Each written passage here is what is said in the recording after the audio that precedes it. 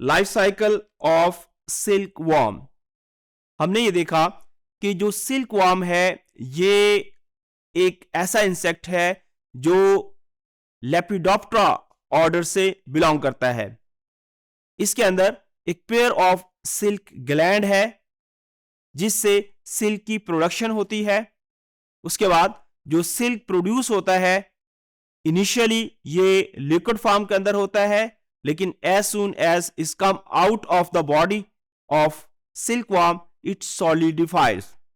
अब अगर हम इसके लाइफ साइकिल की बात करें तो इसके लाइफ साइकिल के अंदर जो मुख्तलिफ स्टेजेस हैं उसमें इसकी एग प्रोडक्शन होती है, उसके बाद इसके अंदर लार्वल फॉर्मेशन होती है, उसके बाद फिर इससे प्यूपी, और प्यूपी जो है वो बाद में काकून प्रोडक्शन करता है और अल्टीमेटली इस काकून में से एक अडल्ट मॉथ निकलता है।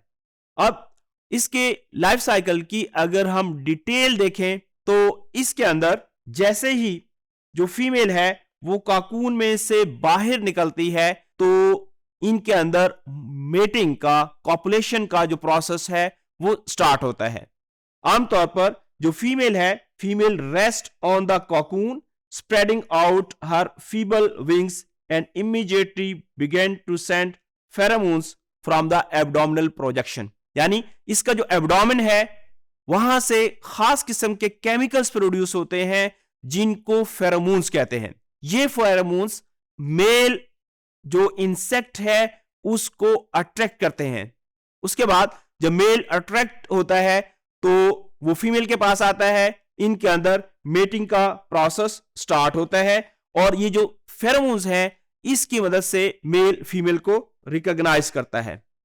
आमतौर पर इनके अंदर जो मेटिंग का प्रोसेस है ये 12 से 24 घंटे तक जारी रहता है। उसके बाद इस ड्यूरेशन के अंदर जो फीमेल है वो कंप्लीटली इंसेमिनेटेड हो जाती है, यानी जो मेल है वो अपने जो स्पर्म्स है वो फीमेल की बॉडी के अंदर इंजेक्ट करता है। उसके बाद जो फीमेल है वो एग ले करती है और एक फीमेल तकरीबन 150 से 300 तक एग्स ले करती है।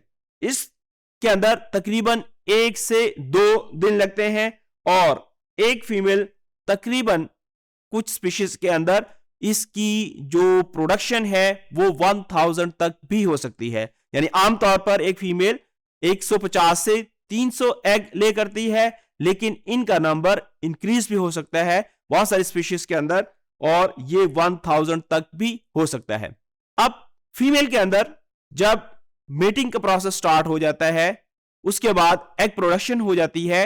अब इस एग के अंदर से लार्वल फॉर्मेशन बनती है। इनके अंदर तकरीबन 5 इंस्टार्स हैं। अगर इस स्लाइड के अंदर देखें तो एग्स, एग के बाद फर्स्ट इंस्टार, उसके बाद second instar, third instar, fourth instar और उसके बाद फिफ्थ इंस्टार।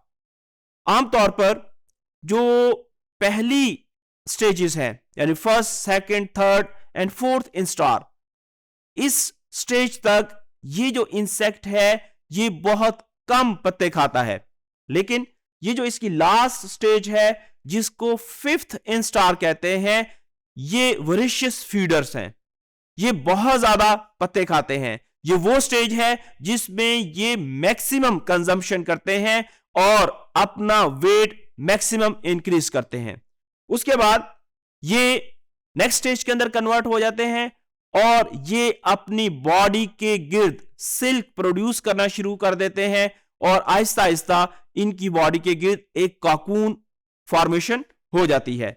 अगर हम इस स्लाइड के अंदर देखें तो इस स्लाइड के अंदर जो मुख्तलिफ इसके इंस्टार्स हैं और उसके अंदर जो डिफरेंट टाइम लगता है और इनके अंदर जो इंपॉर्टेंट कैरेक्टर्स होते हैं मुख्तलिफ स्टेजेस के अंदर उनके बारे में बताया गया है। यहां पे अगर हम देखें तो जो एग्स हैं, एग्स की हैचिंग का जो पीरियड है वो 9 से 12 दिन हो सकता है। आमतौर पर इनको एक खास इन्वायरमेंट के अंदर रखा जाता है, तकरीबन 28 डिग्री के ऊपर इनको रखा जाता है। उसके बाद जो फर्स्ट इंस्टार है इसका दौरानिया 3 से 4 दिन होता है, सेकंड इंस्टार 2 से 3 दिन इसी तरीके से जो थर्ड इंस्टार है इसका दौरानिया 3 से 4 दिन होता है, फोर्थ इंस्टार 5 से 6 दिन, और जो फिफ्थ इंस्टार है ये 7 to 8 डेज का होता है। उसके बाद ये जो लास्ट जो स्टेज है इसकी, जो फिफ्थ इंस्टार है, इसके बारे में हमने कहा कि ये वोरेशियस है। तकरीबन एक जो लार्वी है वो 90 ग्राम प्लांट्स मैटर को खा सकता है। उसके बाद अगर हम नेक्स्ट स्टेज देखें तो प्री प्यूपी और प्यूपी स्टेज है। ये 4 से 7 डेज का हो सकता है प्री प्यूपा स्टेज, और जो प्यूपा स्टेज है ये 10 से 12 दिन तक हो सकती है। उसके बाद जो अडल्ट है, अडल्ट 2 से 3 दिन तक जिंदा रहता है।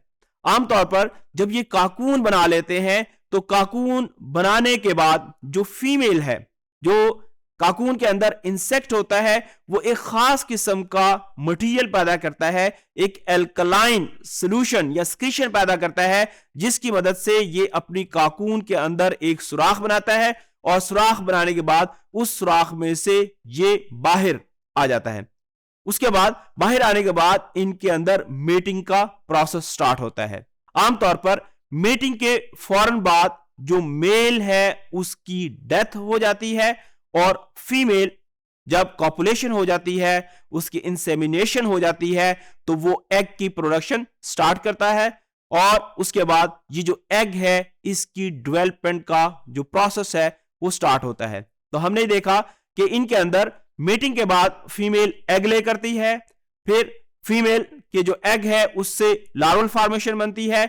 इनके अंदर डिफरेंट लार्वल स्टेजेस आती हैं, 5 लार्वल स्टेजेस हैं। जो पहली लार्वल स्टेजेस हैं वो बहुत कम खुराक का इस्तेमाल करती हैं, जबकि जो फिफ्थ इंस्टार है उसके अंदर जो खुराक की कंजम्पशन है वो काफी ज्यादा होती है, और एक जो लार्वी है वो तकरीबन 90 ग्राम प्लांट मैटर फीड कर सकता है। उसके बाद प्री प्यूपी और प्यूपी स्टेज आती है, और उसके बाद जो लार्वी है वो अपने गिर्द, जो प्यूपी है वो अपने गिर्द एक काकून बनाना शुरू कर देता है, और जब ये काकून फॉर्मेशन कंप्लीट हो जाती है तो इससे अल्कलाइन सिक्रीशन पैदा होती है। अल्कलाइन सिक्रीशन के जरिए ये काकून के अंदर एक सुराख बनाते हैं, और उस सुराख के जरिए काकून में से बाहर आ जाते हैं। उसके बाद जो फिफ्थ इंस्टार है, फिफ्थ इंस्टार अपने जो नेक रीजन है उसकी क्विक मूवमेंट्स करता है। आमतौर पर यह देखा गया है कि इनका जो रेट है मूवमेंट का वो 65 मूवमेंट्स पर मिनट करता है। ये इस वजह से करता है ताकि ये जो सिल्क है उसकी प्रोडक्शन कर सके।